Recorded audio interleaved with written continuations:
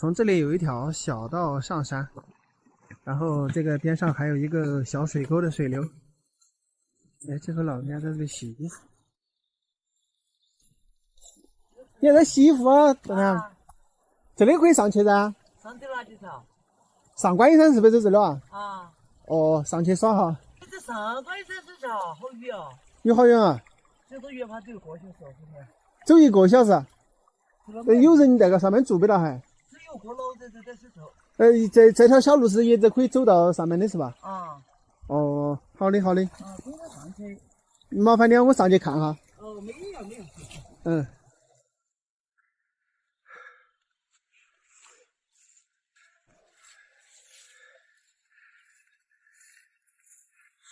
刚刚我们在下边这个小溪边呢，碰到一个大娘在那儿洗衣服啊。我们了解了一下情况，她说从这儿走上去了要走1个小时差不多。上边的小地名叫上观音山，然后呢，还有一位老人家住在这个山上啊。我们现在上去探访一下，大家可以看看啊，都是在林子里面走这样的羊肠小道上山，可以看得出来这个路走的人非常少。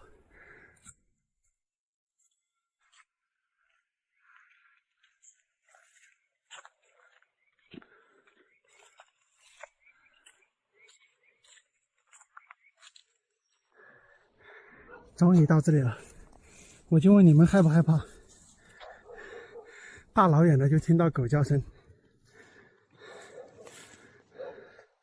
太爽了这个地方。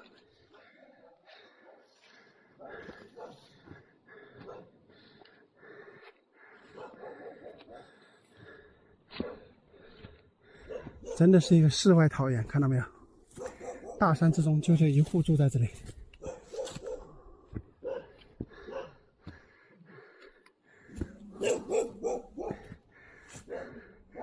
不知道有没有人在家呢？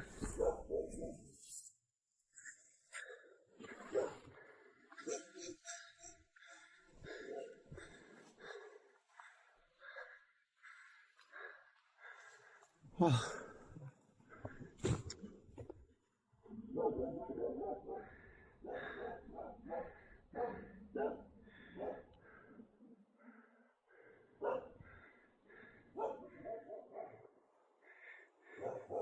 大家看看这个是牛圈上，牛圈上盖的还是那种沙树皮，这种挺少见了吧？看看啊，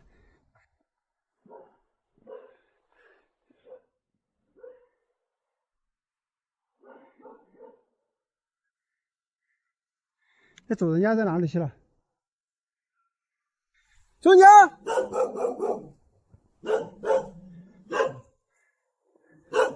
有人没有？看看，耶，老娘吃饭没了？哦，我这上下走机上来的啊，上下走机上来的哦。那耳朵不能听得到。耳朵不啷好。哦，我这山地啊走机上来的。哦，这里就在你家呀？搞不来呀？我来这耍。哦。屋头抓屋头。我说我看到狗都来了，我哪会没人的？我都整草。哦。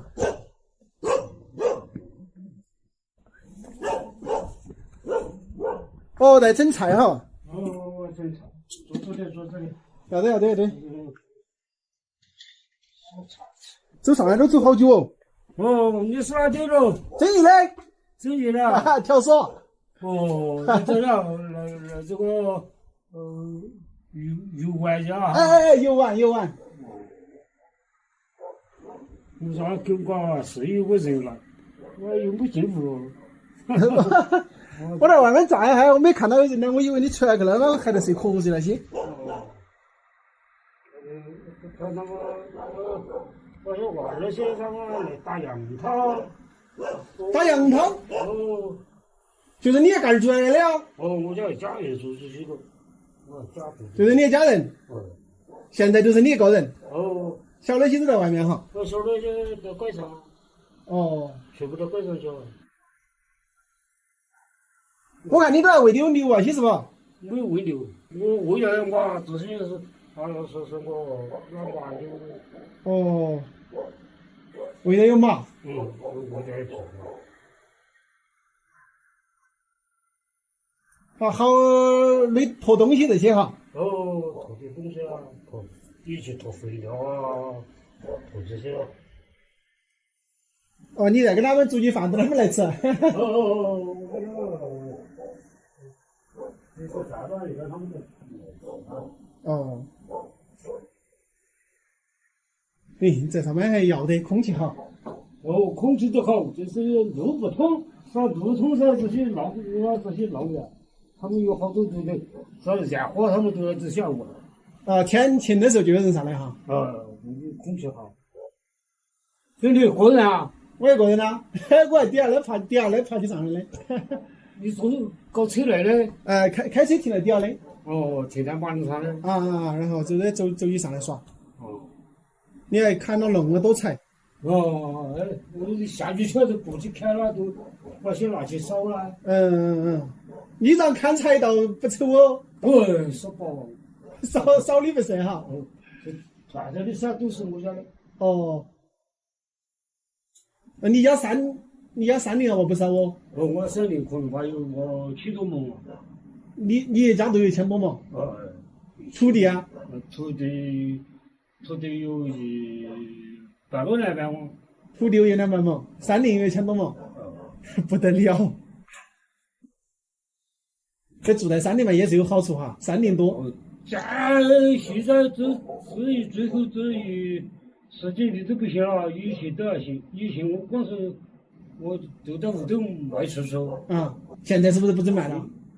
卖完了不准卖了，那没在那个来买叔叔了，那叔叔不值钱了，现在山林不值钱了。而且小房子他不要你这个木料了。都用砖了。这是去要的这个条子就搞条子盖瓦，这是搞的。其他的木这些他都不要这个了，都不去买。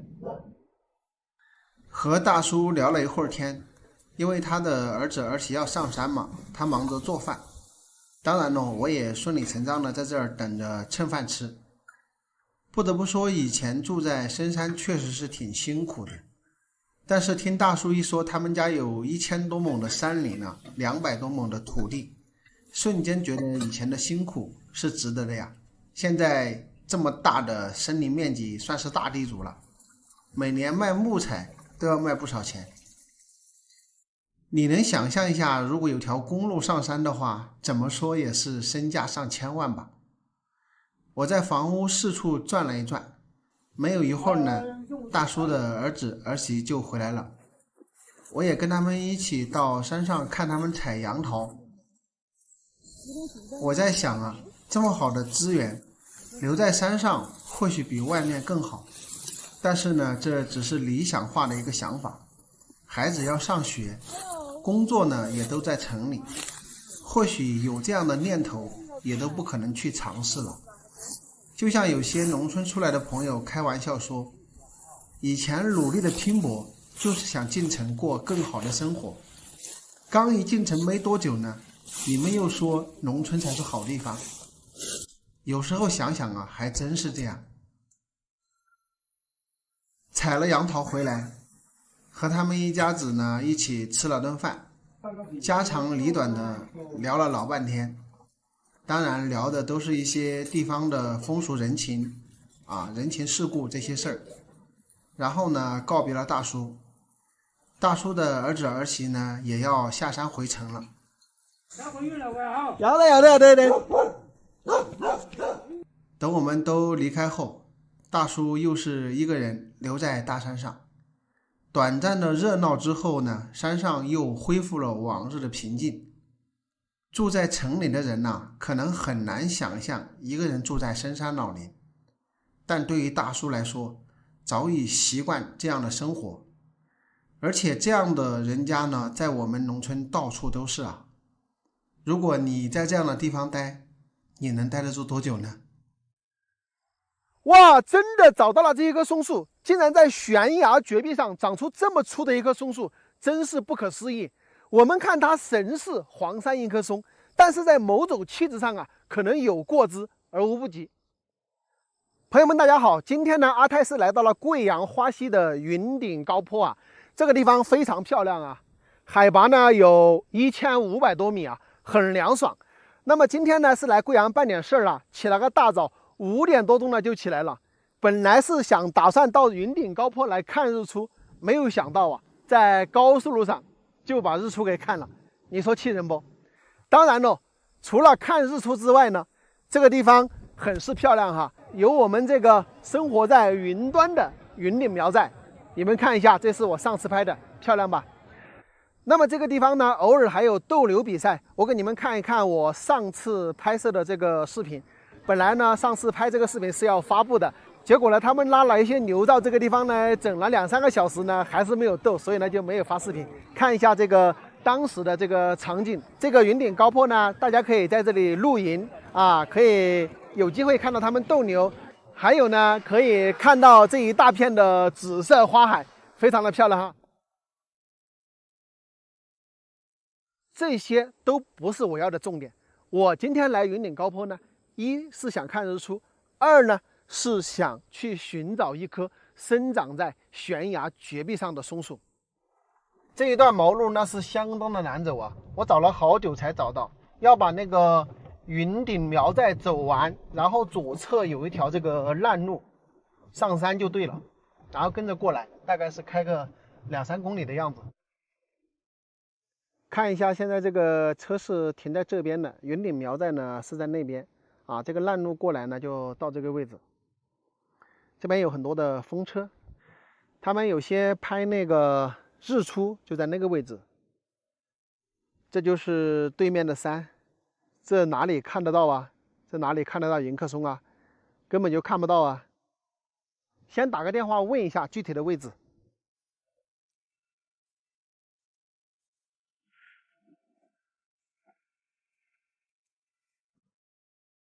我刚刚打了一个电话，确定是这个位置，前面是风车嘛，然后退回来，这里有一个弧形状的这个位置，应该就是这里。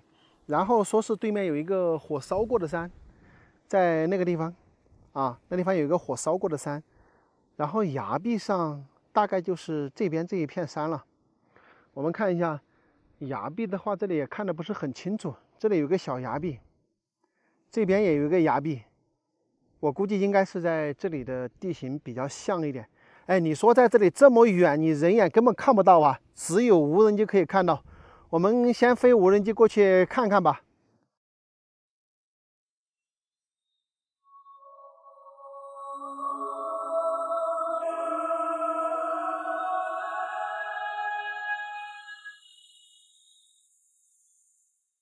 哇，终于找到了这棵树。在这个悬崖绝壁上竟然长这么粗的一棵松树，太难得了。我们看这棵松树的造型啊，神似黄山迎客松。看整个周围的这些山上都没有大树，不要说绝壁上，这棵树呢是生长在这个陡峭的绝壁之上，气质这块的话真的是不比黄山迎客松差哈。可惜呢，它生错了地方，生在了贵州深山无人知晓的崖壁之上。经历了数百年的风吹雨打，依然屹立在这个悬崖绝壁之上，真是让人惊叹啊！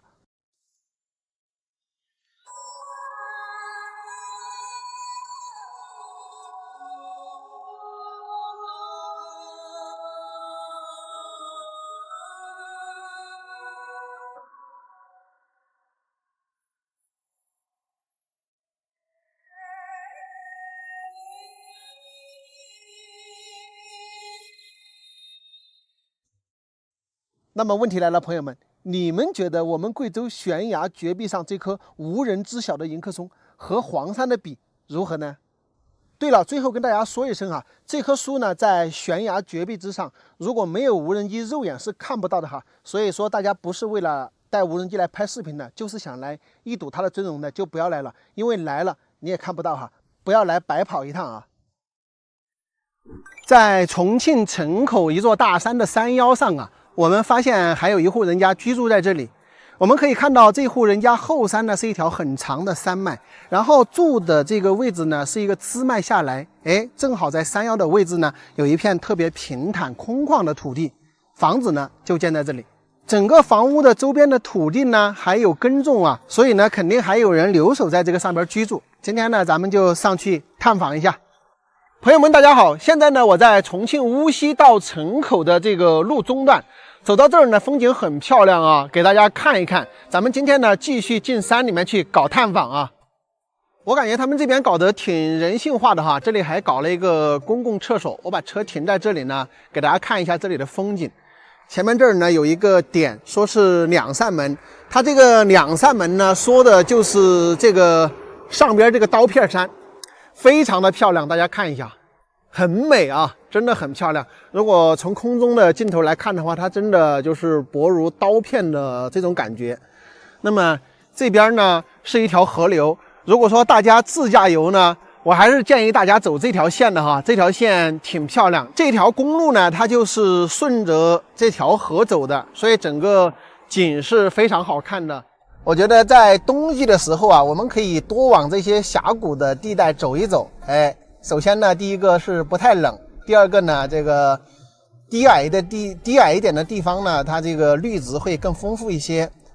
夏天的时候呢，咱们就可以往高山去玩哈，高山上呢就凉快，对不对？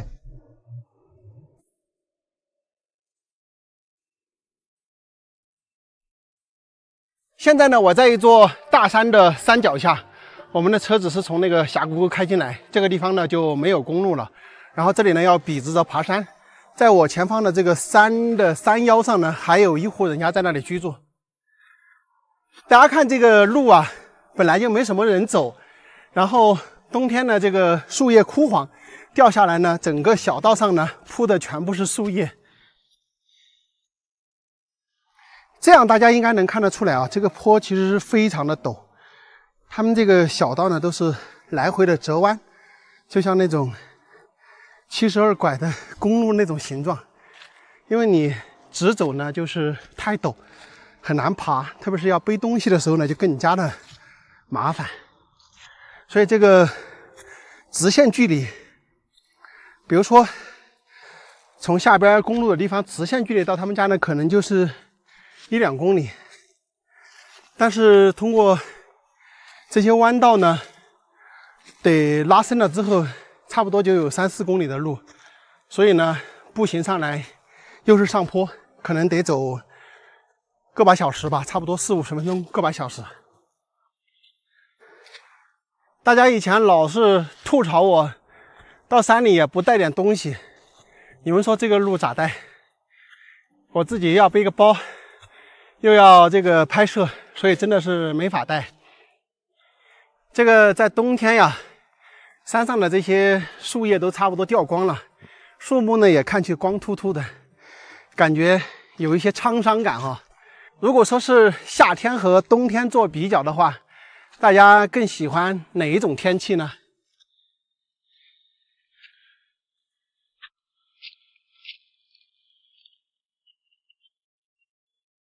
这里就是一个小小的山梁，那我们要走到哪里呢？走到就是我们镜头的最顶方那个山尖尖儿，然后上边就是一大片开阔的地带，那户人家呢就是居住在那里。所以你看，我们现在从这儿爬上去还得走半个小时吧，笔直着爬。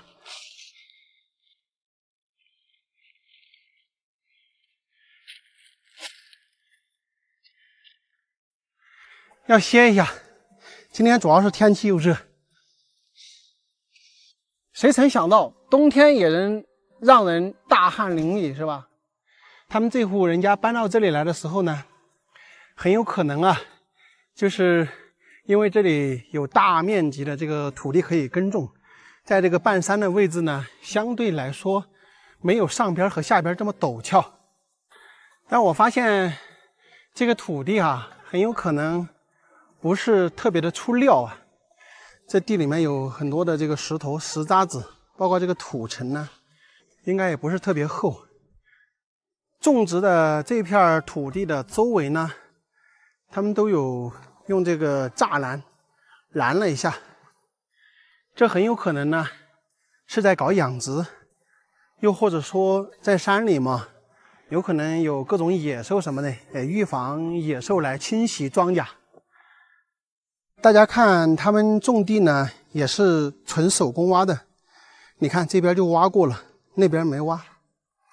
站在这里呢，视野非常开阔啊。看一下，整个对面是群山环绕，但是也感觉到挺孤独的。对面这么大的山，竟然看不到有人居住的地方，是吧？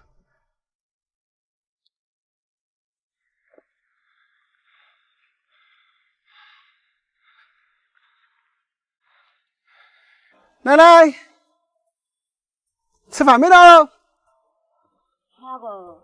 外面来的。外面来的。啊，我说你吃饭了没？啊，吃了。你一个人在家呀？我个人在屋的。你一个人在屋里？哎，其他还有人吗？他们啦？嗯。他们我老婆去看城子去的。哦。大家看看啊，这个房屋呢还是一个土墙房。然后现在这里呢还有2家人，除了这个老奶奶之外呢，另外还有一户人家啊，他们应该都是一起的。大家可以看到这个后边这里呢有很多的蜂箱啊，这都是在这里养蜂的。是不是住在山上挺舒服的？整个周围都看得很开。刚刚呢，老人家也跟我说，还有2个年轻一点的在这里，相当于他们现在是2户人，应该是老人的儿子吧，在这里养羊，然后在这里养蜂。现在呢，到山里面去砍葛藤去了。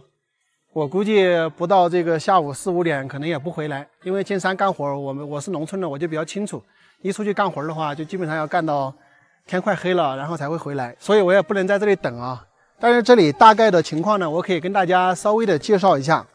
这个地形呢是相当的不错的。这个房屋的后山呢，它是一整条山脉啊，一整条山脉过去，那边是高峰。然后这里呢，正好是这个支脉下来之后呢，这边有一片比较平坦的这个地方，那正好呢，他们住在这里。刚刚我在下面的时候呢，也问了居住在山谷下的那个大叔啊，他说这里呢现在就是2户人，一个80、90岁的奶奶，然后另外还有2个人在这里搞养殖，然后这里呢还出了一个人才哈，听那个大叔说呢是武大的研究生，现在呢是在这个县里边工作，所以你看这个地形就是出人才的吧。这个老人家呢已经快90岁了，由此我们可以推断呢，他们这家人呢搬到这个山里来住，最少是超过100年的一个时间了。因为我们看到这个房屋呢还是这个土墙，像这样形式的土墙的话，我估计应该是超100年了。哎，这有些羊回来了，这就是养的羊，这里有4只羊。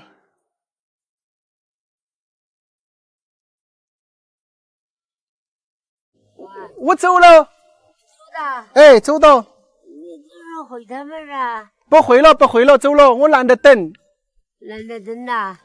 我想。他要回来哈的，去找档子做嘛。不做了。我走了，奶奶，我就是来玩一下就走了。现在呢，就是奶奶一个人在家，然后我跟她交流语言也不顺畅，她耳朵好像也不太好。然后我如果还在那里看呢，她就会东转西转的说看看，年轻的人在不在。所以我又怕她走着摔跤，所以我就赶紧离开，就省得她在屋前屋后转来转去的，摔到了就不好了。我猜测一下啊，山上这户人家100年前为什么要搬到这上面来住？大家知道住山里面的人肯定都是那个时代为了躲避匪患呢之类的等等啊。还有一个原因呢，就是住在人迹罕见的地方呢，就避免呢跟人有口舌，对吧？还有呢，就是大片的这个山林呢，都是属于他家的。我跟大家说啊，很多时候这个风水是轮流转的，对吧？100年前住在大山里面呢，很多人都是挺厉害的，比如说地主啊，很多他都是住在山里面很偏的这种地方。那么最近发展的这20-30年呢，就觉得大山里面就很不方便，对吧？很多地方都通公路了，大山里面呢就没有通。但是你们知道吗？正因为单家独户的住在大山里面，所以周围成片的山林土地全是一家人的。就是住在这种深山里面的人，我问都不用问，他家的山林土地最少是200-300亩以上，你们相信吗？所以你看现阶段来看的话，住在山里的人其实就不错的。比如说你真的有好几百亩、上千亩的这个山林的话，你每年的这个森林补助款都不少钱呢。所以很多事情啊，没有绝对的好坏，都是此一时彼一时。你在70-80年前住在这种地方就很好，你在往我们之前的这个20-30年，你住在这种地方就不好，因为不好发展，然后路也通不了。从现在开始往下走的话，住在这种地方又开始慢慢变好了。100年的时间，就是很多东西是转来转去的。我现在呢，就是慢慢的往下走了哈，朋友们。本期的视频呢，就跟大家说到这里喽，咱们下期再见，拜拜。在云南镇雄县武德镇的大山里，我们发现一个巨型的天坑，天坑的底部一侧有一个山洞，山洞中呢竟然还居住着几户人家。这个地方看去啊，仿佛与世隔绝一般。60年前，这个天坑还是一片无人踏足的地方。那么在山洞中居住的这几户人家，他们是什么时候搬到这里来的？为什么要搬到这么一个无人知晓的地方来居住呢？今天咱们就去一探究竟。大家好，现在呢我已经来到了天坑的坑口，它这个地方呢是比较方便的，公路直接可以开到这个天坑坑口，然后从这个地方呢步行就可以到天坑去了。从这个崖壁边上的这个小道呢，咱们就可以直接步行到天坑口，在这里呢就能够看到里边的这些悬崖峭壁啊。他们以前出山的时候呢，这些其实是没有这个石梯的啊，都是后来呢好像是慢慢的有点出名了啊，然后才做的这个步梯。刚下来没走几步呢，咱们其实已经能够看得到这个天坑内的一个景象了。人呢就居住在那里，因为这里啊整个四周都是悬崖峭壁嘛，所以说它下来的这条崖壁小道呢，它需要在这一段崖壁上来回的折返几个弯呢，才能到达这个天坑坑底。以前他们出去的时候呢，我感觉可能还是有点危险的，毕竟没有这个护栏嘛，这个护栏都是后来再加固的。现在我们差不多下到了2/3的崖壁，在这个小半崖的位置呢，这儿咱们还看到有一个房屋。那么上边用这些笔啊画了很多的东西，这个呢就是以前他们天坑内的一些孩子读书的地方。可以看到这里呢就是黑板，对吧？还有写了很多的字。这个房间呢比较小，那么他们这儿的人要出去读书呢是非常不方便的，所以呢可能会有1到2个老师专门到这里来教他们读书。因为这些孩子你要让他走很远也不至于，对吧？他们从那个天坑那儿呢，这里有条小道，然后过来呢就可以在这儿上学啊，在学校读书呢都可以看到自己的家，非常不错啊。当然了，时过境迁，现在呢他们里面的孩子呢也都是到外面去读书了，这里早就已经不用了哈。我们现在呢已经来到天坑的偏下部位置，从这个视角来看呢，整个天坑还非常大的，人呢就居住在那里哈。然后这个天坑内的直径呢，它有600米差不多的一个直径，那么也就是说整个天坑的这个底部的土地面积啊，差不多有400-500亩。我们从空中看是不是不大看得出来？这个崖壁呢，它的平均高都有120多米，那么最矮的地方呢，可能有80-90米，最高的这个崖壁呢，有150米。这里呢，就是完完全全的一个天坑。如果说没有这条小道呢，咱们不用锁降的方式啊，基本上是下不来的。正因为啊，这个天坑底呢有着400-500亩的土地，所以说这几户人家在天坑中农耕劳作，依靠这里面的土地种植粮食呢，也能够过着非常幸福的生活。咱们已经下到崖底了，山洞呢离我越来越近。那么看一下这下边一整片的土地啊，非常的平坦，然后都是种了很多的玉米。其实它这里面也有一些坡，那么这些坡呢，他们就不种地了。然后有一些草，可能养一些牛。然后我们看到前方那儿呢，是有一些牛在放养的。这个有朋友可能会问啊，在这个天坑中不怕水淹吗？它这个地形呢，确实也比较特殊。他们的那个山洞啊，从里面钻过去，其实可以延伸很远很远。然后有水流从这儿流下来呢，那个地方呢，其实还有一个消水洞啊。所以说，它这个天坑内呢，永远都不可能发生任何的水灾，因为消水洞也足够大，而且这里面呢，也基本上不会有很大的这个水流哈。它属于这个山腰的一个天坑。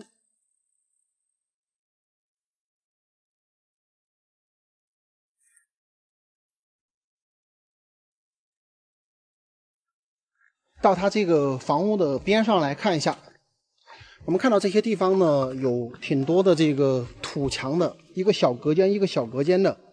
那这些呢，就是最开始这里的人到这里来可能居住的一些地方吧。那么这个洞上边呢，也有很多的这个石笋啊，也是非常的漂亮啊，看到没有？上边里边呢，它也是很好看。但是呢，要给这个10块钱给这个主人家呢才能进去。他们这儿呢现在好像是4家还是5家，在这里呢轮流的值守这个山洞啊，也就是轮班。那么今天是这家，明天就是那家，大概这里就是4、5家人。那我们看到下边呢，他们正在收玉米啊，今天人也比较多嘛。其实到他们这儿来的话，参观的玩耍的人都非常多，那我也没好意思去问，因为人太多了。大概呢，我已经了解了这个地方是一个什么情况啊。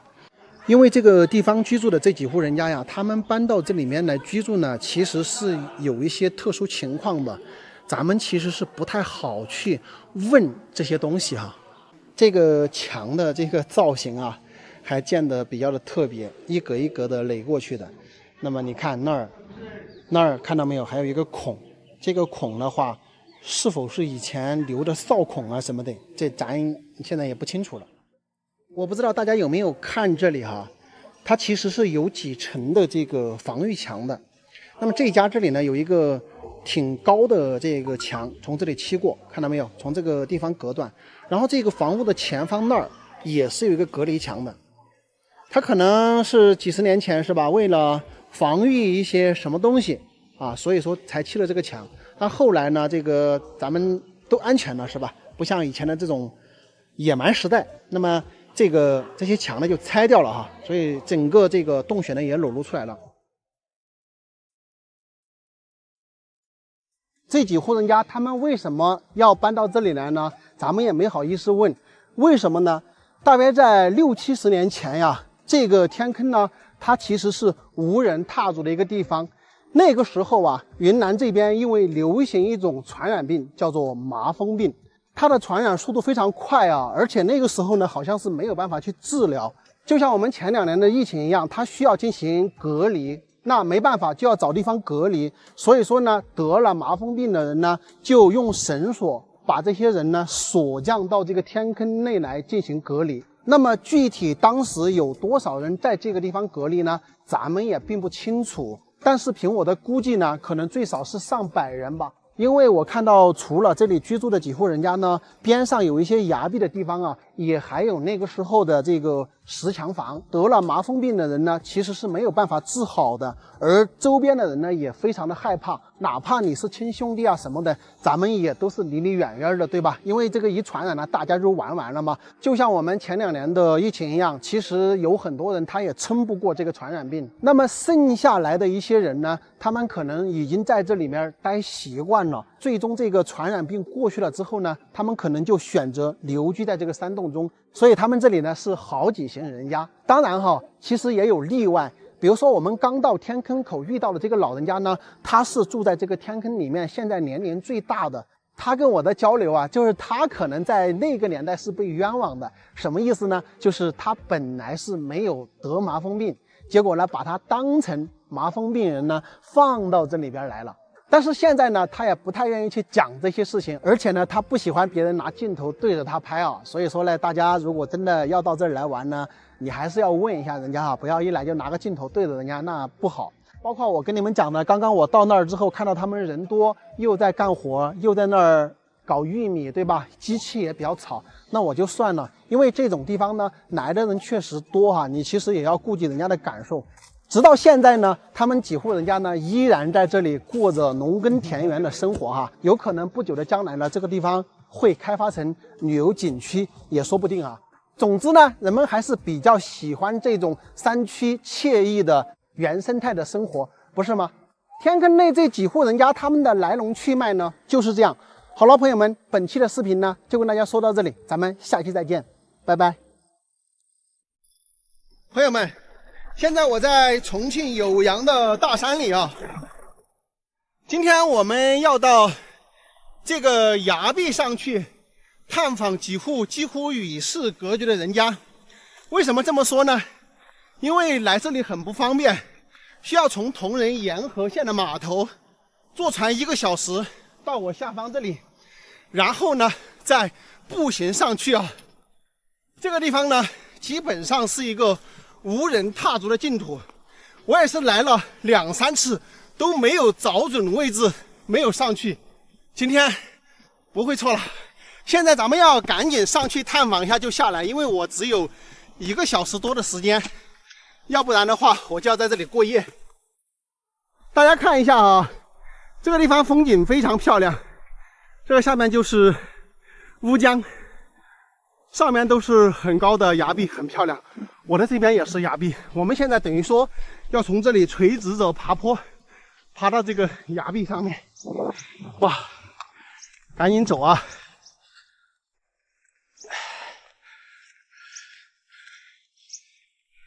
这个路相当的难走，基本上是这种笔直的爬坡。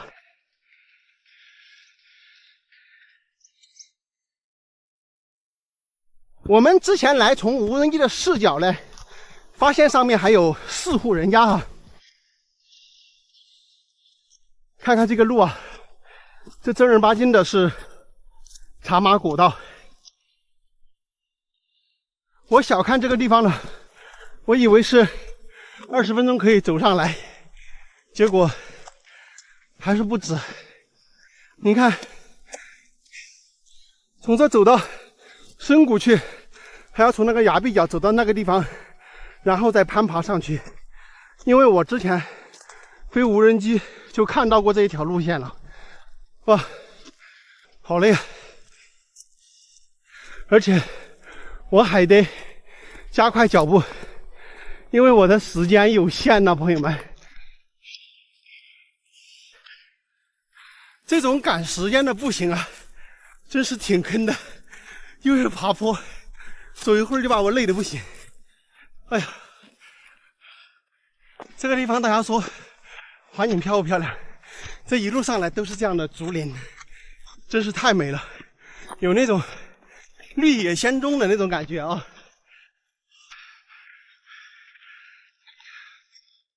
这里砌了一些石坎啊，这个都是很古老的这种石墙了。我感觉可能在远古的时期啊，这个槽子里面有可能都有住人。现在水沟是没有水的，再走这个石梯步道，继续的向这个崖壁上穿行。好热又好累，朋友们，我把那个里面的内里衣服都给脱了。这不脱太难受了，累的那叫一个累啊！这么美的风景，只有咱们步行在大山里面才能看得到啊！哇，好累！怎么这么难走啊？我能不能走到啊？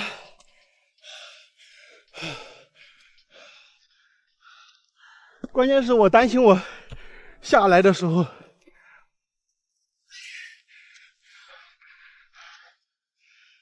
他们这个小道跟崖壁栈道有什么区别？就顺着这个崖壁向上爬。哎呦，我天！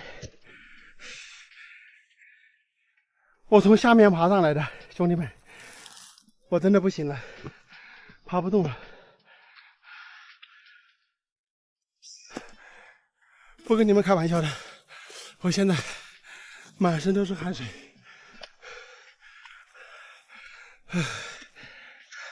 你说他们长期居住在sơn门，这个出山一趟啊，真是不容易。更重要的是，要去背点肥料回来种地的话，这怎么搞？哎呦！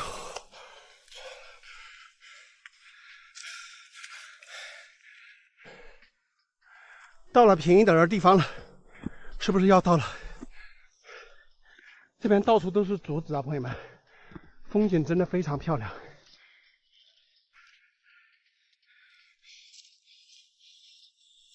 哇哇哇！已经到他们种的土地了，我的天哪，总算是爬上来了。看一下这里的风景啊，真的是太漂亮了。我们从无人机的视角来看呢，这个地方有2户人家，然后这里是一片非常美的土地，看那个花也开了，这上面风景真漂亮。然后还有2户人家呢住在那边啊，那边咱们就去不了了，因为时间紧迫，只能到这2户人家这里去探秘一下，休息一下。我天呐，养了2个狗，我这有点害怕呀。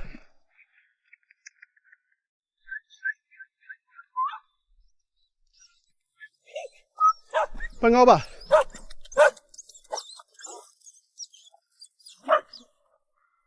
会不会咬啊？你这么友善，我都担心你会不会后面搞我一口。过来过来。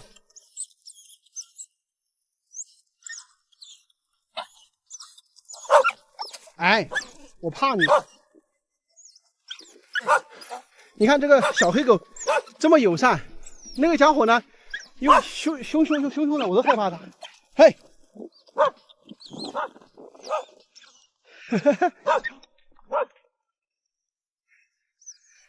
别吓我，别吓我。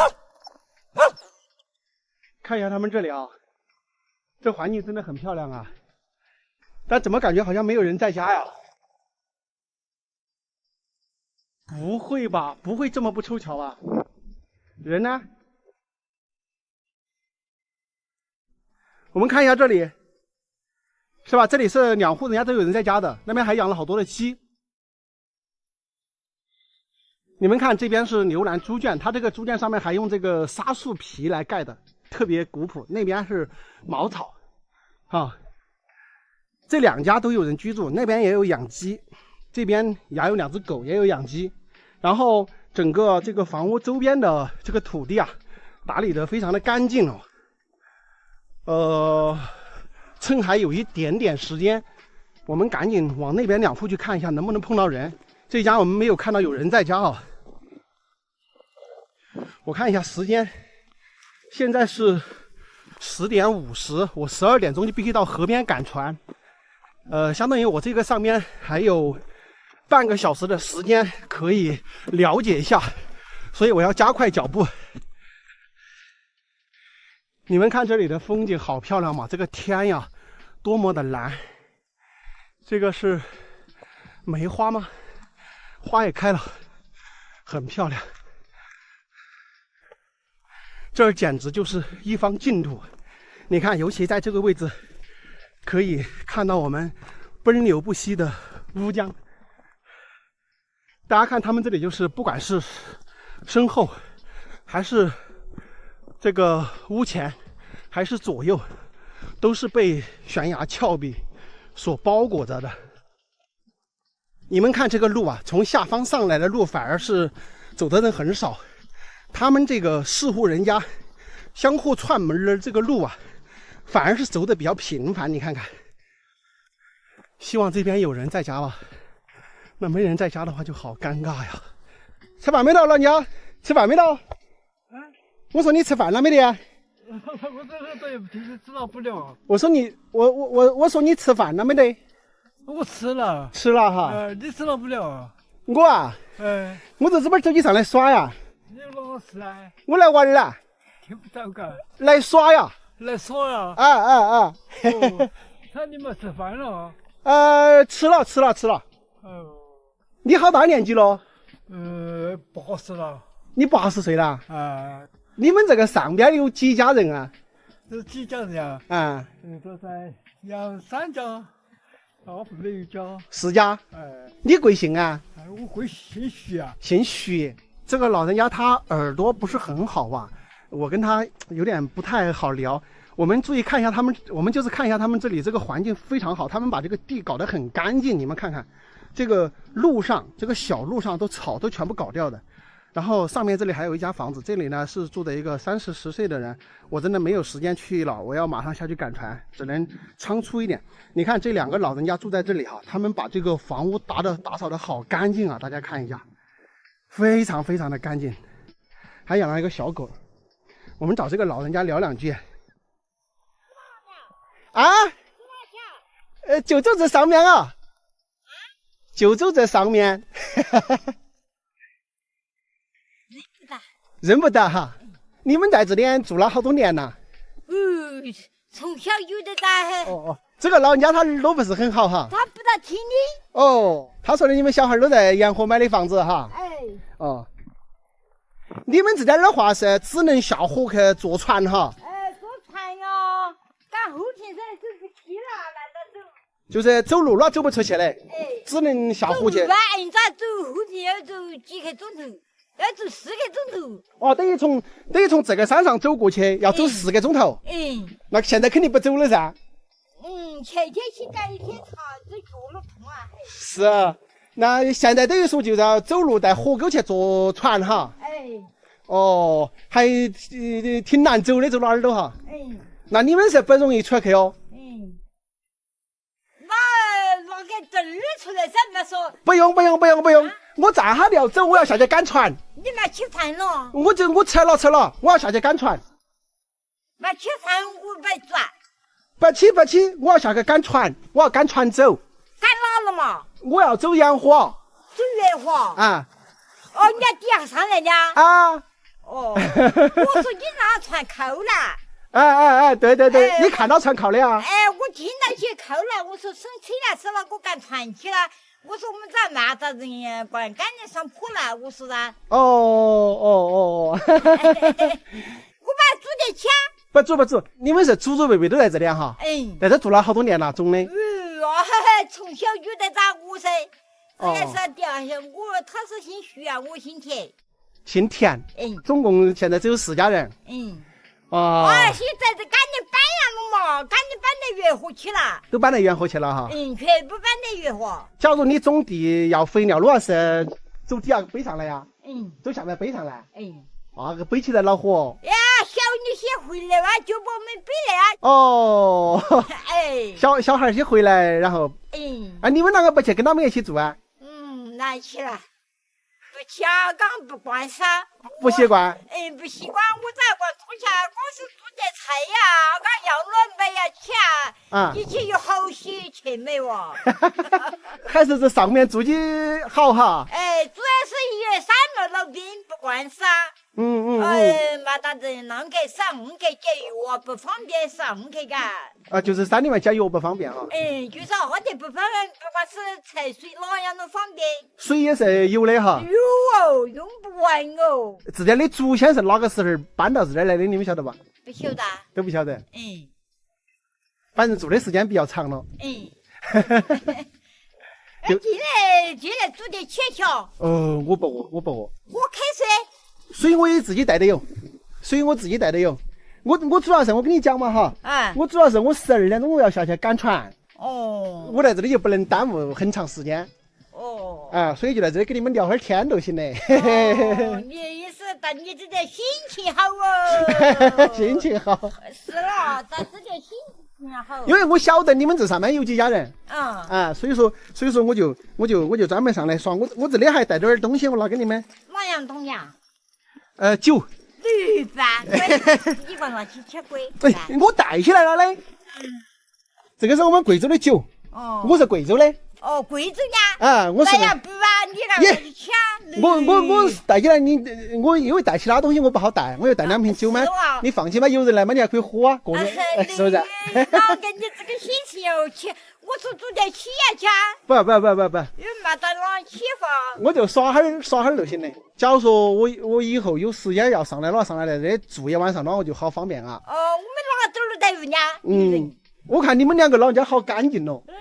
你看这个门前这些上面全部都收拾得干干净净的。干净很个。真的啊。走了，一个不爱住了，到时候抢么样个？哎呀，你们就是好好的休息下就行了，有小的拿给你吃了嘛，是不是嘛？我现在他管要讲他的了嘛。我们来看一下这里的环境啊，特别的漂亮。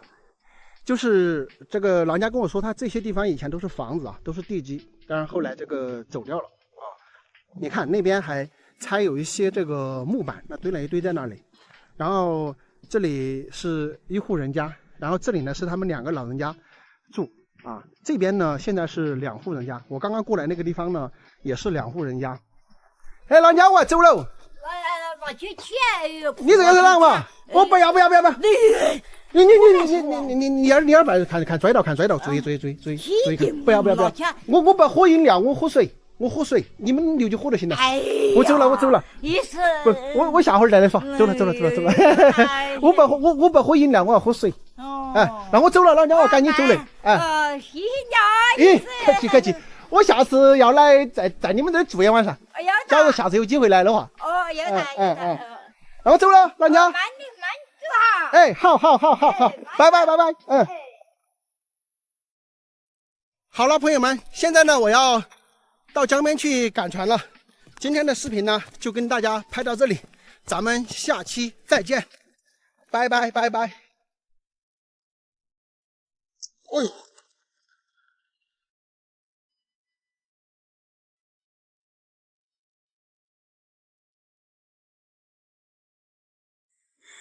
你们可以看一下这里的风景非常的漂亮。那么我车子呢就停在这个下边的步行到我站的位置呢已经走了20分钟左右。那我们现在呢是要继续沿着这个小道呢继续往山上走啊。早上呢下有一点小雨，那么现在呢是大概中午，这个太阳呢已经慢慢的开始出来了啊。我现在所在的位置呢是遵义市汇川区的沙湾镇，那么在深山里边，你们可以看一下我身后连绵不绝的大山，非常的壮观啊。下边的村民跟我讲呢，这个高山上呢是有一个村主的，但是目前是不通公路，其他的人全部搬走了，还有1户人呢居住在山顶。那么我呢现在呢就是准备上去探访一下那一独户人家，给大家看一下对面的高山。有句话叫做望山跑10马，你们可以看一下，你越得过去吗？这样的大山。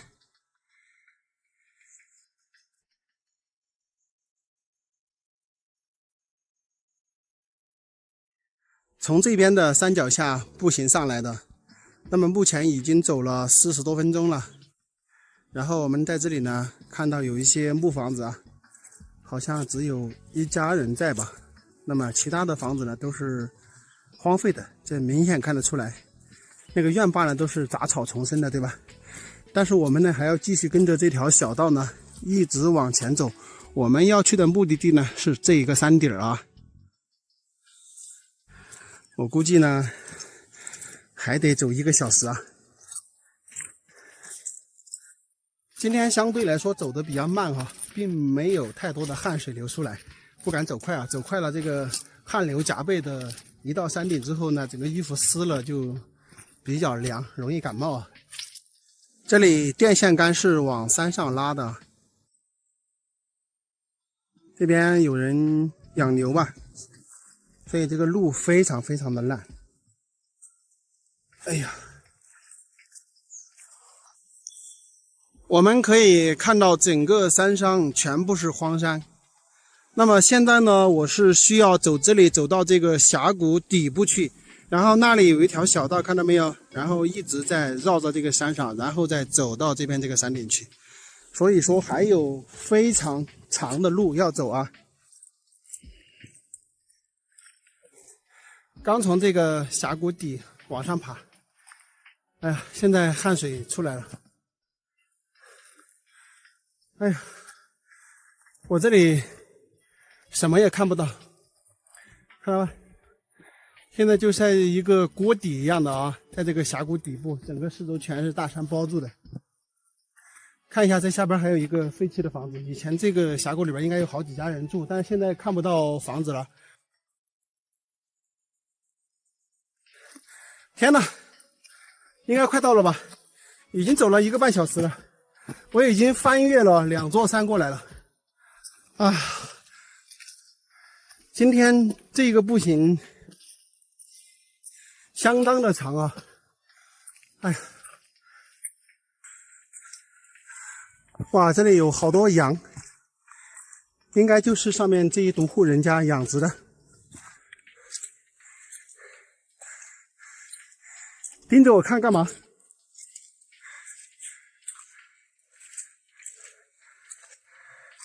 来！哇，这家人养了不少羊啊，有黑的，有白的，有黄的。现在我已经攀登到海拔1300多米，那这里的沙树好多啊。这棵沙树可不小啊！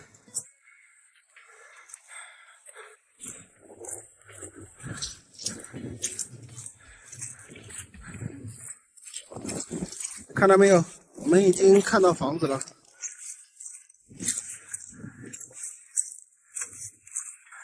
而且大家可以看一下它这里的土地啊，好舒服啊！看到没有？在这个山顶上面，全部是大块大块的土地。就他一家人在这里耕种，简直太爽了！你们看一下，哇，特别美的一个地方，避暑啊！很多朋友不是跟我说找避暑的地方吗？这个地方太牛了！我天哪，听到狗叫了！这种山里面的狗非常非常的凶悍，有点吓人哦。有人家在上面，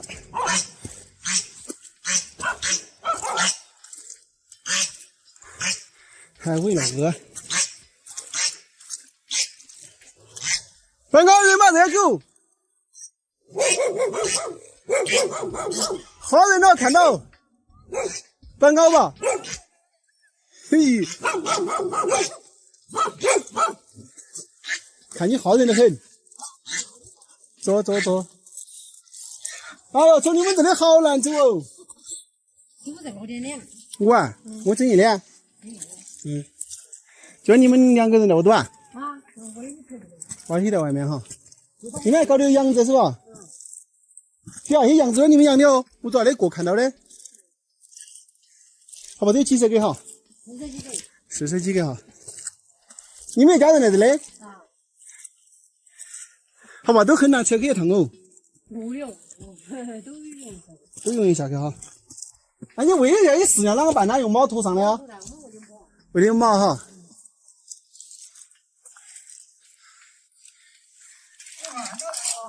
啊？我走去上脸。我看下儿，我先看下儿你们这的环境。你这个树是哪家子树啊？八果树，好多年了。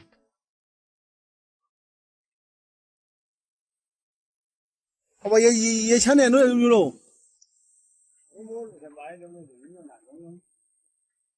不，已经的干了的不是？没有干了，没干已经卖到那个贵这个保护的树树，好人来弄树根。你这个的还挨着挨嘛，就在冬天有点冷，夏天挨得很哈。我也冒着蓝劲走哈。哎呦！你买啥个羊饲料啊？些啊都是用猫头鹰上的哈。哦，养，哦，包括现在基本上你自己搞啊？你牛的喂了20个，还有几十个羊子，你给不少嘞，几十万嘞。本钱那都几十万嘞，你打工要自由点。我不抽，我不抽，比打工还自由点，比打工还强点哈。强点了是。肯定强得多啊！小的是在外面。多那个小婚礼。你几个娃儿了？3个。我都看不出来你好大年纪，你们这个没得要满50的。50哈。48、9的。48、9。这个也真的是无理。养猪矮哟哈。一猪也赌了7、8个，他们就看到7、8个。看到都看到7、8个一猪。现在也不敢整。其他的都搬走了，你一个儿子的还安逸。好办就啊，不做不做还安逸点噻，一个儿子的随便啷个整都行。这人都全部这个，你放个啷个养生了哈，也不好整。有个毛用，养猪心痛的。你干10-20个，养10-20个牛啊，几十个羊子啊，一年头发都要赚个10-20万的哈。倒不是10-20万嘛。那个东西头头啊，有些也大不是。10万多万搞些。10多万应该没得问题啊。我觉得还比外面打工强点的。这个嘛就算是自由。啊，有自由啊，而且真的比外面强啊！你外面个打一年工，2个人打一年工在白领赚了10几万的，现在。你又没工作的，是不？还是外头矮一点，但把它全部都在外头也不行哈。如果10几家都在外头了也不行。以前这些职没多，40、50岁人有些输的你要多少过？喊求你打工，你也别就卖7年，你搞了几分钱玩意呢？在这里待了一会儿啊，现在呢准备下山了，又要步行2个小时返回去，可能下坡呢稍微好一点。然后这里呢就他们2夫妻在这里哈，50岁左右，然后养了20个牛，有几十只羊，收入呢1年有10多万吧。然后小孩子呢都是在城里边的。这里呢可以说往我下来的地方呢大概8公里的路径上是没什么人的，然后再往前方去延伸的话，可能有10几公里是没有人烟的，所以真的是处在深山之中。这个地方就是世外桃源哈，没有人会想到这里来。那我今天为什么到这里来呢？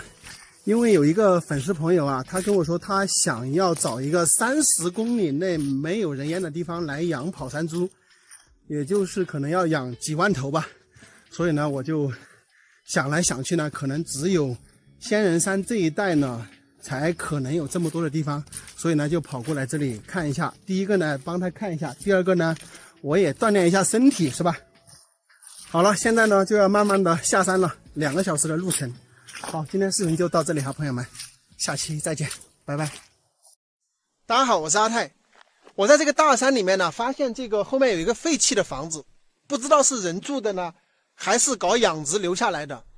但是我就看到这一整片这个大山啊，全部是空的，也就是没有人种任何东西。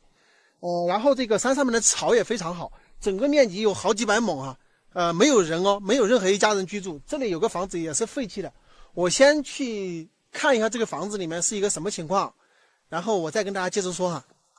我现在在的位置大概是山腰，然后这个下面是住有人的哈。刚才我们在山顶的时候看到有房子，但我要跟大家说的就是这个一整片山，一直从这里连到山顶。大家看那些地方草是非常非常好的，一直连到这个山顶，然后这一大片。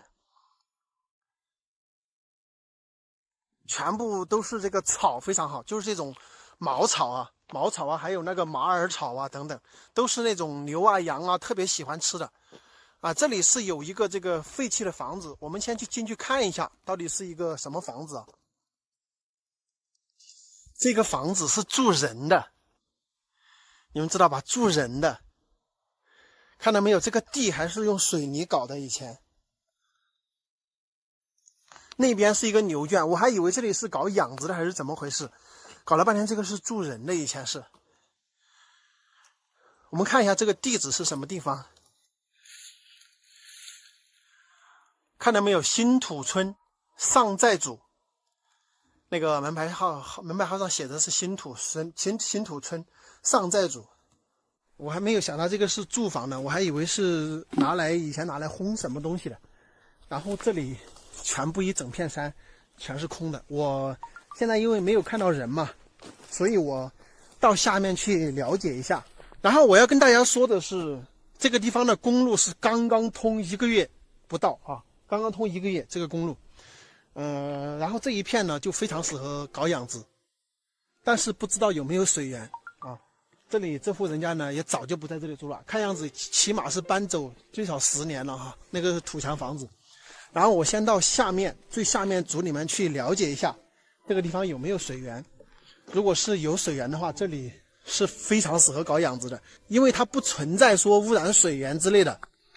因为整个这个地方没有看到有水，而且下面的话很远很远才会有水。那它这里的话，就是它这个房子的这个位置啊，非常适合建养殖场，就在公路边。我给你们看看这个地方很平，看到吗？它这个养殖场过来这一片，起码是有2-3亩的这么一个面积是非常平的。所以说，如果说是做养殖场的话，非常适合建养殖场。然后主要一个就是它这个整个山的草是非常好的，这一点是非常适合放养这个羊啊、牛啊之类的。而且它这里建养殖场也非常方便，因为公路通过来了，就在这个路边就可以直接建养殖场。这个为咱们去建养殖场是节约了非常非常多的成本。你在看菜肴了，人家？我地收到这菜了嘞。哦，之前修路了，我挖到了。你是这儿的人噻？对啊。你住在底下呀？你。阿哥，我问你哈儿哈，在高地啊叫啥老家呀？高地啊叫？啊。高地啊就在土桥房子家。啊。好像王继宽家，王继宽死了2年了。没得人喽？人倒有，他是长得要几个10多，他年轻的那要几个也20年了。哦，年轻的都已经搬来要几也是20年了。哦。那你们这上面啊一片山的那些土地是不是你们这个组的呀？不是的，我们属于下寨。你们属于下寨啊？属于上寨。他们属于上寨。2个队员的这样2个。骑哪趟断开的呀？啊？骑哪点断开的呀？断开就骑直到河沟，这个沟从我跟到起口，从我长的狗就大2只口了。哦，然后这边就下面山的就属于我们。下面山就属于下寨，啊，上面就属于上寨。上寨的是哪个管呢？上寨那边噻。上寨村民组长是出去打工1年多了，没有个现在。村民组长都出去打工了。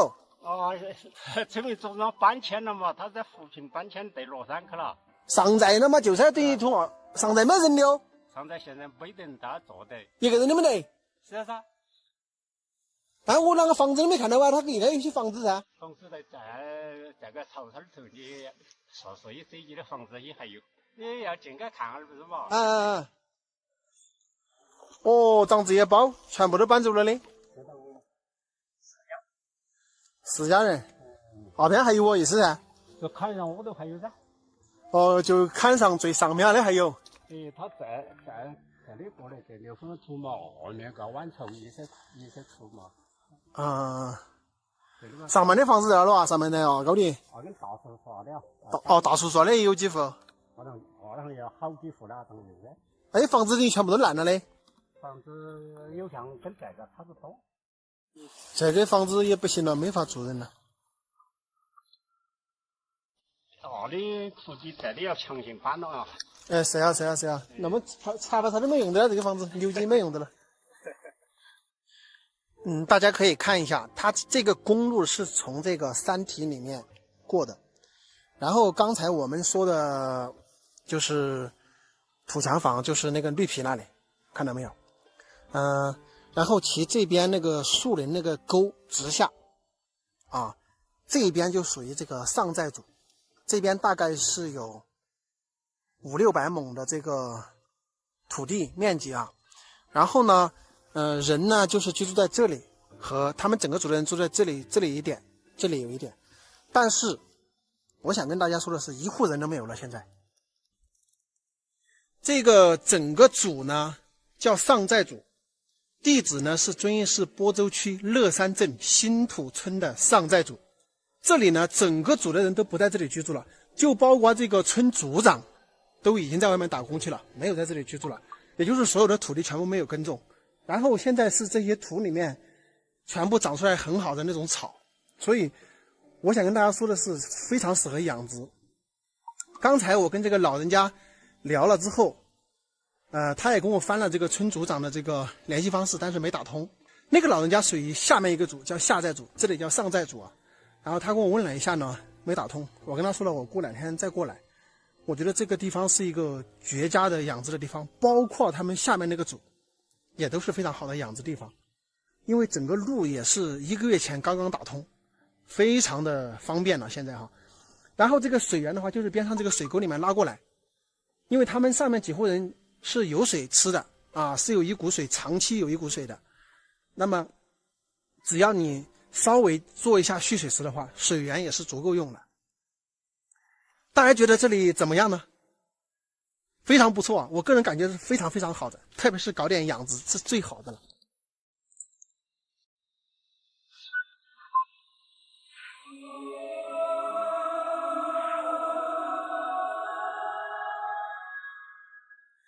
大家好，现在我在四川凉山木里藏族自治县鄂亚纳西族乡。那么刚刚我们飞无人机呢，在这个一个巨大的石头上面看到有房子啊，我非常的好奇，准备上去探访一下。这个下方呢有一条河流啊，特别的清澈。然后要去到他们那里呢，就是从这里这个吊桥啊，铁索吊桥，然后上去，大概就是到这个位置啊，我们上去探访一下。就是从这个吊桥走过去。我说实话，这个吊桥走起来有点摇摇欲坠的感觉，而且抖动特别大。那么我感觉这个吊桥呢，也应该就是他们上边这家人啊就出来的一个通道。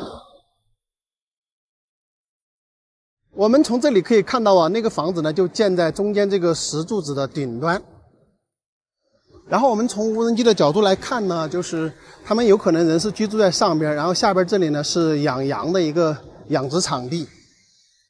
哎，你好，你听得懂我说话不？我说你听得懂我说话不？听得懂哈？你们家住这里啊？那个上面那个房子也是你们家的？是住在上面吗？那这个下面的话是养殖的是吧？养羊。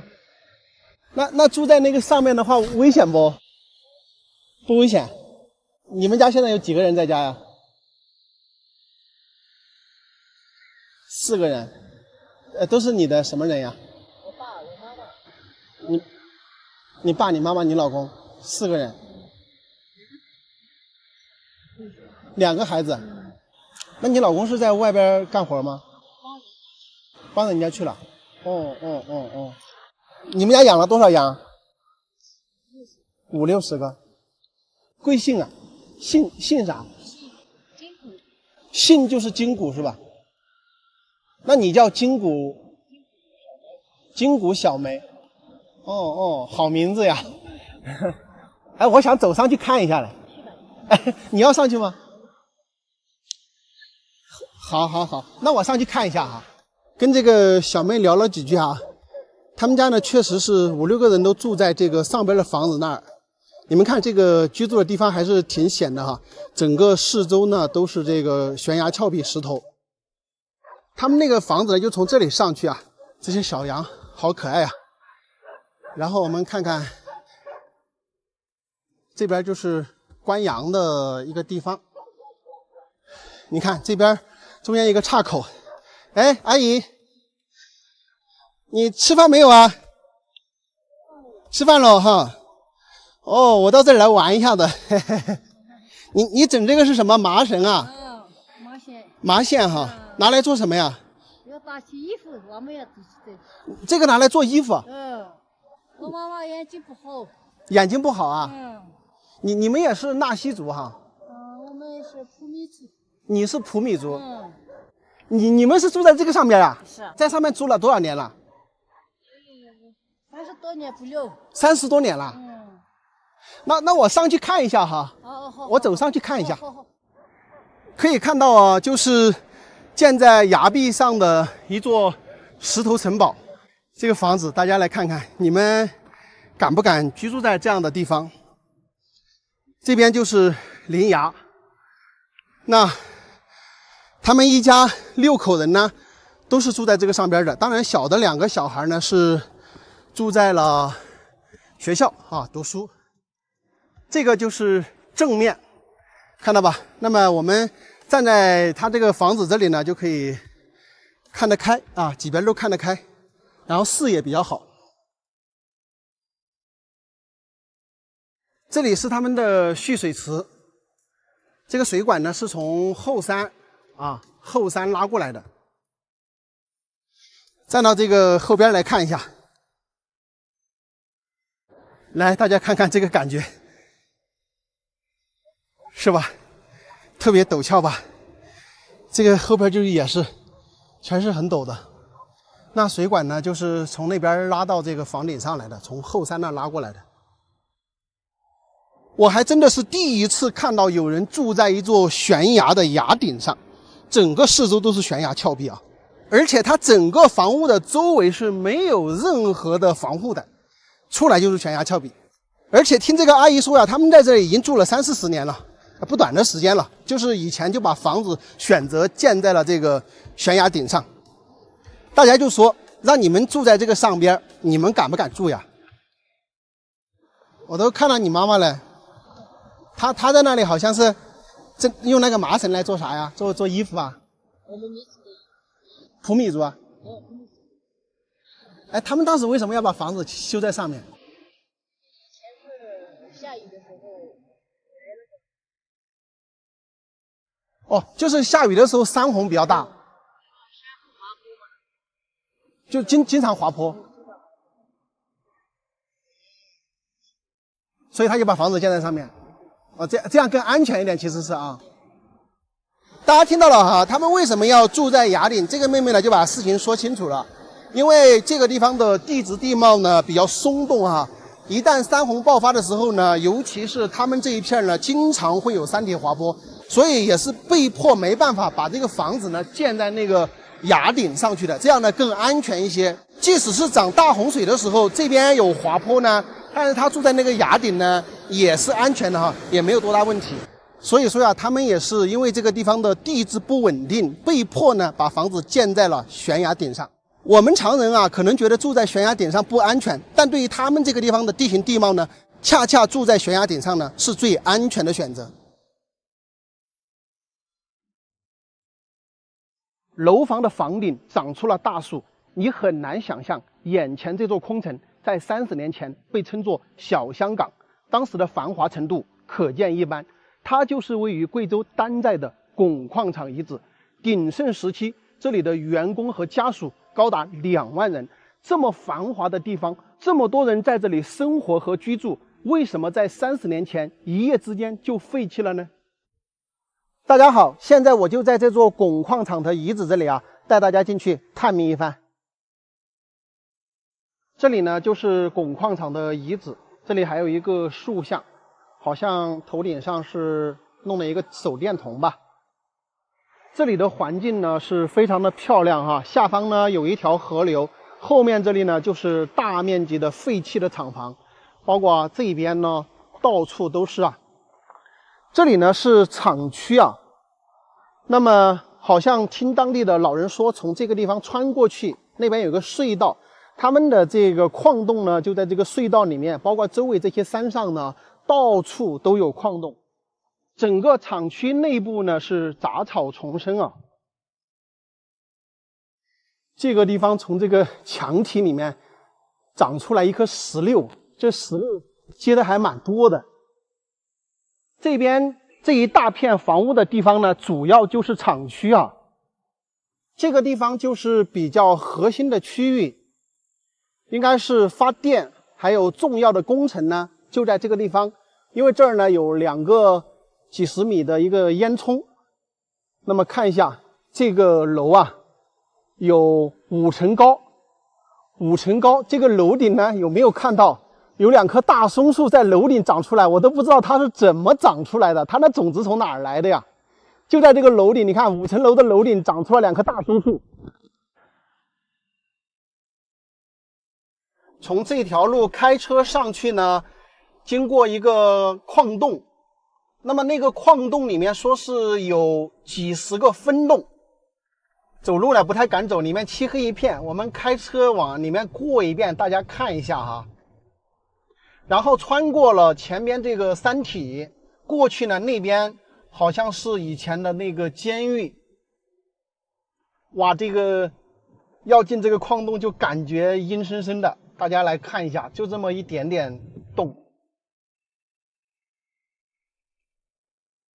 哎呦，真的是感觉阴森森的呀。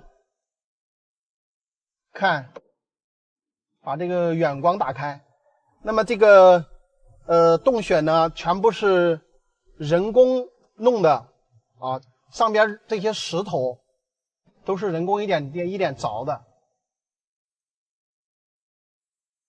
上面还在滴水，我天哪！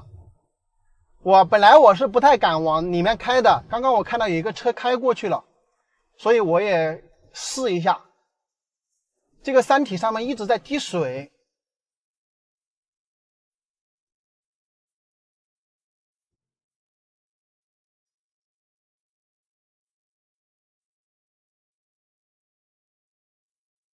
从我们刚刚的隧洞穿过来呢，这边又是另外一个厂区，可以看一下这些房子呢，全部也都是废弃的。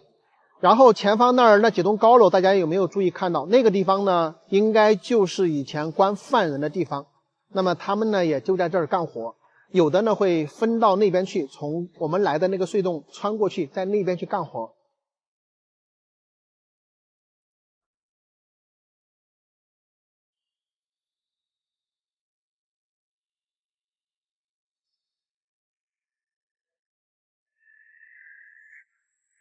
带大家逛了一圈啊，大家看到现在这里的景象什么感觉？30年前还是繁华如香港，如今却是一座废弃的城池。那么这里到底是如何废弃的呢？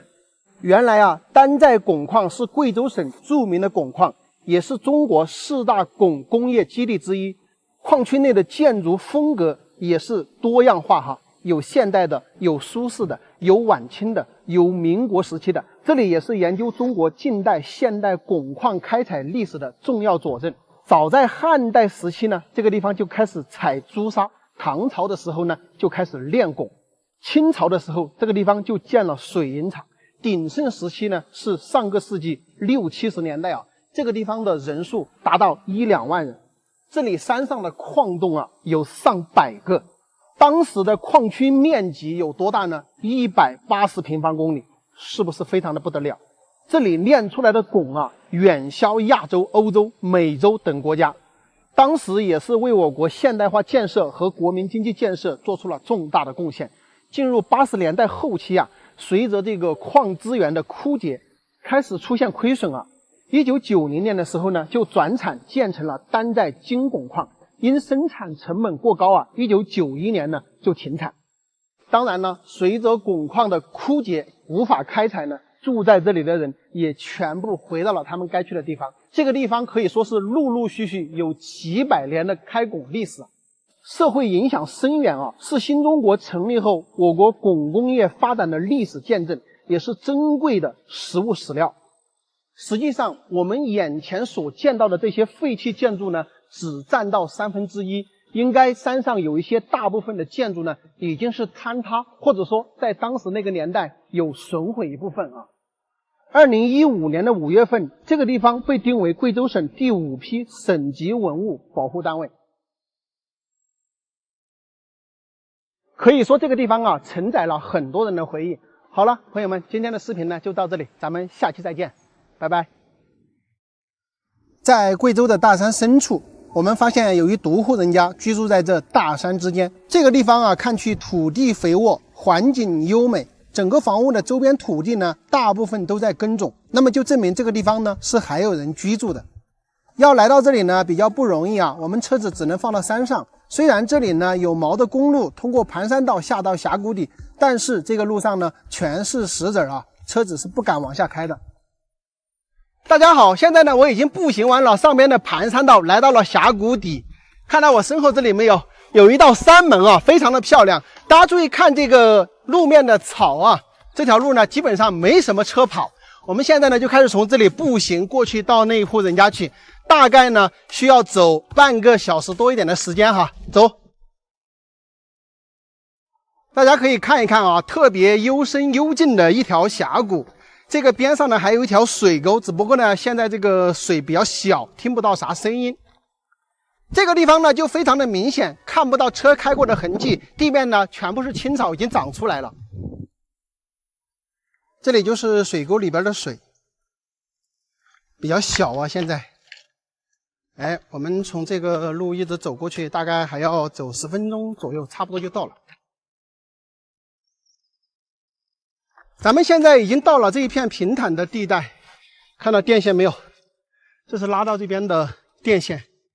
然后这边这些杂草挺多的呀，感觉搞养殖不错呀，这么多的这个毛杆草。我们现在已经看到这一户人家的房子了。哎呦，这个位置看起来老舒服了，非常的宽敞。这些土地呢也都是种起来的，好平呀这里。你们有没有那种感觉，就像这个以前地主家住的房子一样？哎呦，这门口有这么大一颗中苞，这个中苞米都可以吃了吧？有点老了。那咱们看看，这边是这家人的牛栏猪圈，这里还有一个烘房，难道以前烘过烤烟的吗？怎么没有看到有人呀？人到哪里去了嘞？门都上锁了。现在呢，我是站在这个房子的正前方，看一下对边的视野，群山环绕啊，视野也非常的开阔。遗憾呢，这人到哪里去了？大家看看这里的环境怎么样？房屋的话是长5间的，那后边这个山呢也不算高。目前这栋房屋居住的呢是一位91岁的老人，那他经常呢会到县里面，到儿子那儿住，到那个女儿那儿住。那他住几天之后呢，他又可能回来住这里住几天。也就是说呀，他单独居住在这里的时间呢并不是很多。我们可以看到这片地方呢非常的大，有好几百亩的面积呢都是荒山和土地啊。我觉得这个地方养点羊养点牛肯定是比种玉米要强得多的啊。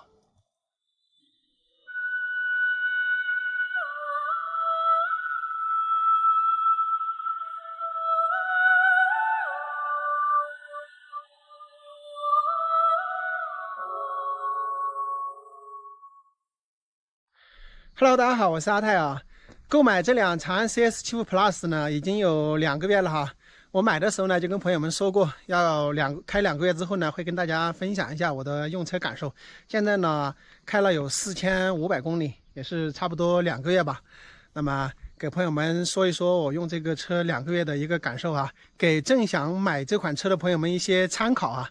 我们先来看一下这辆车的整个外观，看起来这个流线型还是非常不错的，个人感觉这个视觉效果还是挺大气的。我贴的这个膜呢，后面是黑膜，那前面呢是有点发蓝光的这个膜，看起来呢，我个人觉得还是挺好看的。车有点脏啊，大家忽略这个泥巴什么的，因为我们这是烂泥巴路嘛，回来这一段的话，这一段时间一直在下雨，所以也没办法的。那咱们现在就进车内去看一下吧。我们进来启动，给大家看一看啊。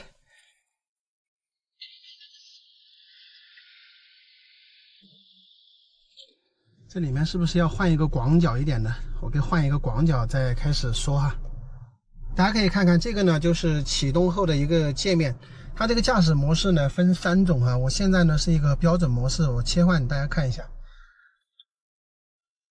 通过这个旋钮开关来切换啊，这样呢就是节能模式，然后这样呢是标准模式，这样呢就是运动模式啊，运动模式的这个仪表盘看去确实有点炫酷啊，还是不错的。其实很多买这款车的朋友特别吐槽的就是这个车机系统，看到没有，确实就是反应比较慢哈。我相信很多朋友买了车呢都很少有去看这个说明书的，对吧？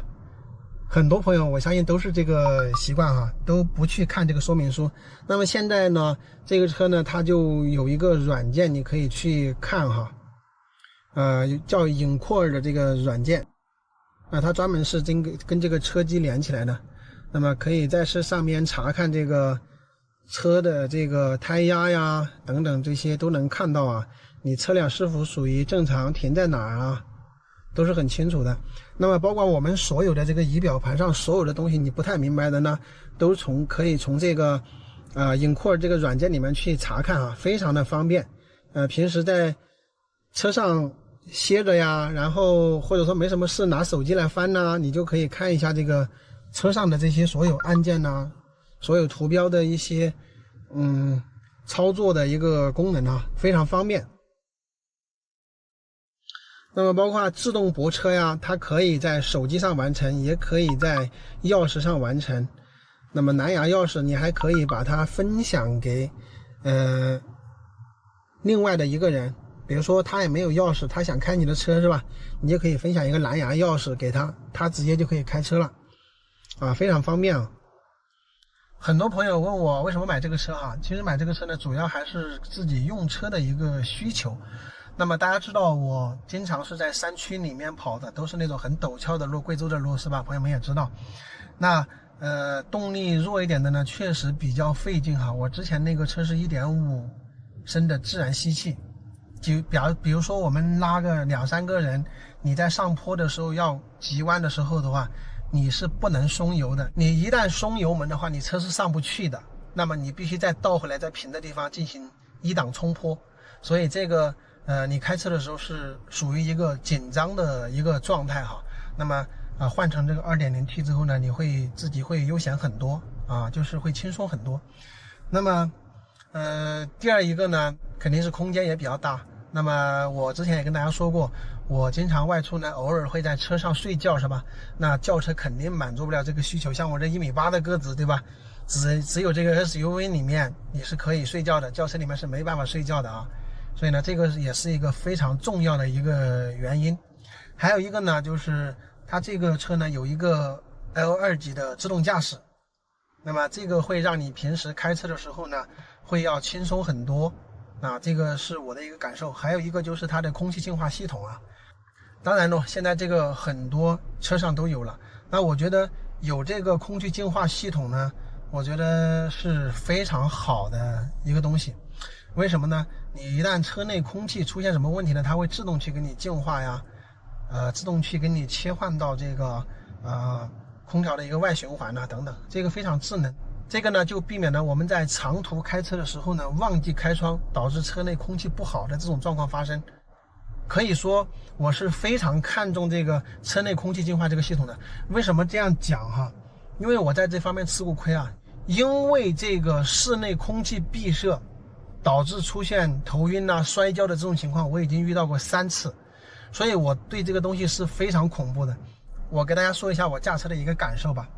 我之前的那个车是 1.5 自然吸气的，刚才也跟大家说了是吧，开起来非常紧张。那么我基本上开那个车开100多公里的话，我就会感觉整个人是不舒服的，紧张的，头痛的啊，反正就是这几个状况是经常的。而且还有就是疲乏的，就是比如说我开那个车开100多公里之后的话，我整个人是非常疲倦的，就是很不舒服的这种状态啊，头也会晕。但是这个车呢，我已经开了好几次的400-500公里了啊，就是连续开200公里啊，200多公里啊，那么没有那个感觉了，没有那个开车很疲乏的那种感觉。那这个肯定是得益于它这个有L2 级的自动驾驶，包括这个空气净化系统等等这些，它会让你开起车来呢更加的舒服一点，没有那么累啊。那现在我基本上就是开400-500公里的话，我也不会觉得疲倦啊，就是整个人会感觉舒服一点。也不是说没有槽点啊，这个车呢也有很多的槽点，比如说这个座椅，虽然说一个运动座椅，但是我觉得太硬了啊，太硬，然后还没有腰部调节，感觉不是很好。还有就是这个车机系统真的是很差，可能不怎么玩电脑的朋友们呢感受不是很明显，但像我这种用电脑比较多的人呢，特别是碰到一些卡的电脑自己是很难受的那种状态哈，那遇到这个车机系统呢就更加难受了。还好呢我就不怎么使用这个车机系统啊，我也不管它。那么接下来跟大家说一下油耗的问题啊，很多人纠结到底买 1.5T 呢还是买 2.0T。